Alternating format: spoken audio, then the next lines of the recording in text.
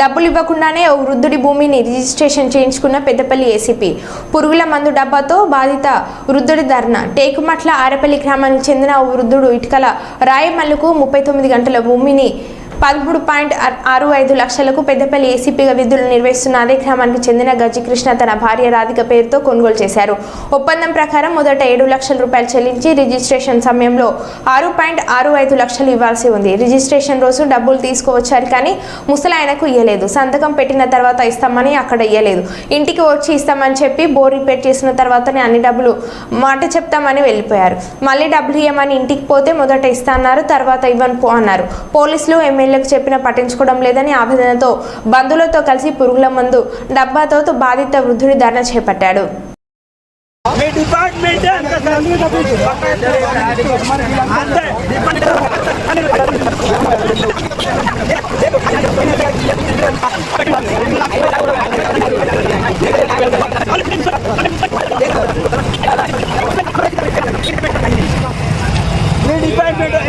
SI గారు నేను పట్టుకెళ్ళి